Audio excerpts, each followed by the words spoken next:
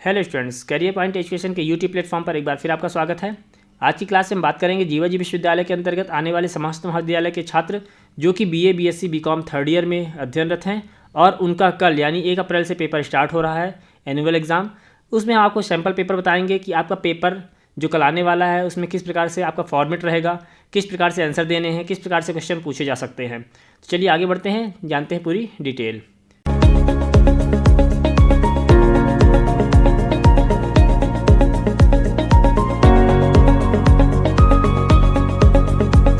जैसा आप देख रहे हैं ये जो पेपर है मार्च अप्रैल 2020 का पेपर है, यानी कोविड के जस्ट पहले जो पेपर हुआ था फाइनल ईयर का वो पेपर है।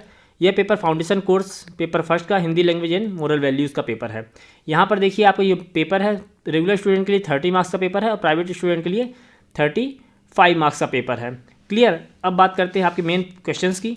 तो यहाँ पहला क्वेश्चन दे रखा है, पहले तो आप देख लीजिए यहाँ पर एक नोट दिया हुआ है, सभी प्रश्नों के उत्तर दीजिए, सभी प्रश्नों के अंक उनके सम्मुख अंकित है, मतलब कि सही प्रश्नों के आंसर देने हैं और उनके जो मार्क्स हैं आपने लिखे हुए हैं। पहला क्वेश्चन है निम्नलिखित में से किन्हीं 5 प्रश्नों के उत्तर दीजिए। 5 प्रश्नों के उत्तर देने हैं और आपको मार्क्स है 1 नंबर का, यानी कि आपको 1 नंबर के कुल 5 आंसर करने हैं। यहाँ पर आपको पहले क्वेश्चन में कुल 10 ऑप्शन मिलेंगे, 10 में से आपको 5 क्वेश्चन करने हैं। जैसे अमृतलाल बेगड़ ने किस नदी की परिक्रमा की, आपको सिंपल जिस नदी की परिक्रमा अमृतलाल बेगड़ ने की है उसका आंसर लिख देना है। जनसंचार को अंग्रेजी में क्या कहते हैं, तो उसको अंग्रेजी में लिख देना है। कुल मिला के आपको पूरा इसमें निबंध लिखने की जरूरत नहीं है, पूरा एशे लिखने की जरूरत नहीं है, 5-10 लाइन के आंसर नहीं देना है, आपको सिंपल 1 लाइन का आंसर देना है। क्लियर। इसी प्रकार से इसमें देखिए ये 2 क्वेश्चन है, इसके आगे ये 10 क्वेश्चन और दिए हैं, टोटल 10 क्वेश्चन दिए हुए हैं। इन 10 में से आपको कुल 5 आंसर देने हैं, 5 क्वेश्चन पूरे करने हैं। सभी क्वेश्चन आपके 1-1 नंबर के हैं, यानी 1-1 लाइन का आपको आंसर दे देना है, इसमें कोई ज़्यादा आपको लिखने की जरूरत नहीं है। फिर इसके बाद पहला फॉर्मेट हो गया आपका सिंपल सिंगल लाइन 1 लाइन का आंसर का। दूसरा आपका जो क्वेश्चन होगा वह होगा लघु उत्तरीय, यानी कि आप में इसमें थोड़ा आपको मैटर बढ़ाना होगा। अब आपको बता दें कि आपको बताया गया होगा कि आपकी कॉपी 40 पेज भर के आना है, तो ऐसा कोई कंपल्सन नहीं है, कोई कंपलसरी नहीं है कि आपको कॉपी भरना है। आपको जो क्वेश्चन पूछा गया है, जो आंसर आपको देना है वो उतना ही आंसर देना है जितना कि उसमें पूछा गया है, और जो क्वेश्चन पूछा गया है उसमें उतना मार्क्स डिसाइड करके पूछा गया है, क्योंकि आपको उनको पता है कि सामने वाला आंसर कितने लाइन में पूरा हो सकता है। क्लियर। अब देखिए क्वेश्चन 2 जो है आपका पहला क्वेश्चन है संस्मरण क्या है स्पष्ट कीजिए। इसी का अथवा में दे रखा है संक्षिप्तियाँ क्या है स्पष्ट कीजिए। जो रेगुलर स्टूडेंट हैं उनके लिए जो क्वेश्चन होगा यह होगा 4-4 नंबर का, रेगुलर स्टूडेंट के लिए 3-3 नंबर का और प्राइवेट स्टूडेंट के लिए एक क्वेश्चन 4 नंबर का है। क्लियर। तो जो रेगुलर स्टूडेंट हैं वो 3 नंबर के लिए आंसर को लिखेंगे और जो प्राइवेट स्टूडेंट हैं वो 4 नंबर के लिए इसका आंसर लिखेंगे। मतलब कि आपको इसका जो आंसर देना है मैक्सिमम आपको आधे पेज में देना है। क्लियर।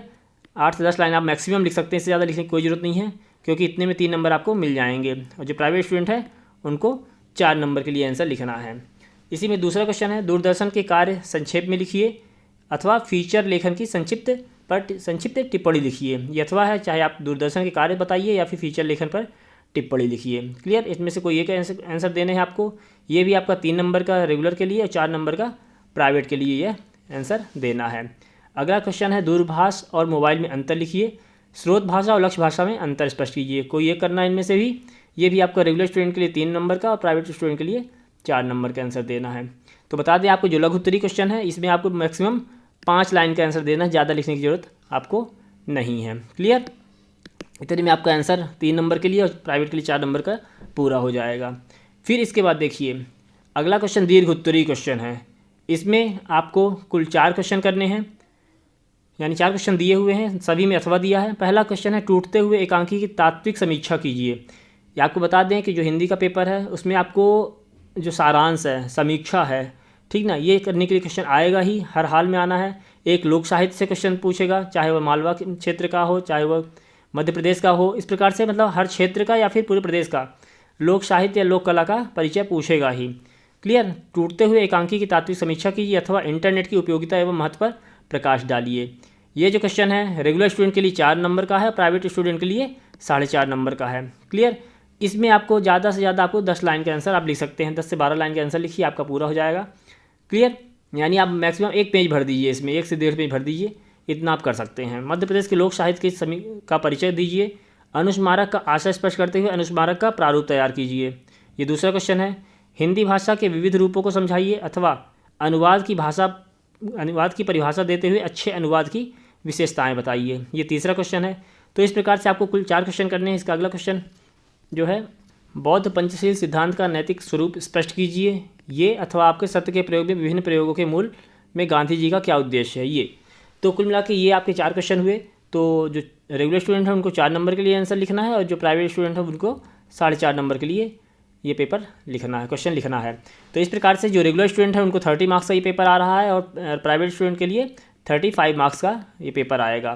फाउंडेशन फर्स्ट आपका 30 मार्क्स रेगुलर और प्राइवेट के लिए 35, फाउंडेशन 2 रेगुलर के 30, प्राइवेट के लिए 35 और फाउंडेशन 3 यानी कि आपका basic computer regular student 25 marks का पेपर देंगे और प्राइवेट स्टूडेंट है वो 30 मार्क्स का पेपर देंगे। आपको इस पूरे मिलाकर टोटल होता है 85 में से आपको 28 नंबर लाने हैं आपको पासिंग मार्क। इसी प्रकार से जो प्राइवेट स्टूडेंट हैं उनको 33 मार्क्स लाने हैं प्राइवेट पासिंग मार्क। क्लियर। तो इस प्रकार से ये आपके तीनों पेपर 30, 25 और 35, 30 नंबर के होंगे। ये तो था पूरा फॉर्मेट आपके पेपर का कि किस प्रकार से आपका पेपर आ सकता है, किस प्रकार से क्वेश्चन उसमें पूछे जा सकते हैं, कितना आपको लिखना है। तो अगर आप इसको पेपर को करेंगे तो मैक्सिमम आपके 20 से 22 पेज में आपका ये पूरा पेपर हो जाएगा। आपको इसमें 40 पेज भर के आने की आवश्यकता नहीं है।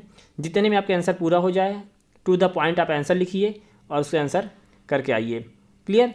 इतने में आपको अच्छे मार्क्स मिल जाएंगे। तो ये पूरा फॉर्मेट है किस प्रकार से आपको पेपर आ सकता है। पहला क्वेश्चन आपका शॉर्ट आंसर होगा, फिर उसके वो मतलब सिंगल लाइन के आंसर होंगे, क्वेश्चन होंगे, लघुत्तरी क्वेश्चन होंगे और दीर्घोत्तरी क्वेश्चन होंगे। इसी आधार पर आपका कल का पेपर आने वाला है। तो कल की तैयारी आप अच्छे से करके जाइए। आशा करता हूँ आपका पेपर अच्छा जाएगा। आप सभी को कल के लिए शुभकामनाएं। चलिए अगली क्लास में मिलते हैं किसी नए टॉपिक के साथ में। तब तक चैनल पर बने रहिए, वीडियोस को लाइक कीजिए, शेयर कीजिए, बेल आइकन प्रेस कीजिए ताकि आगे आने वाली वीडियोस के अपडेट आपको मिलते रहे। Okay, thank you.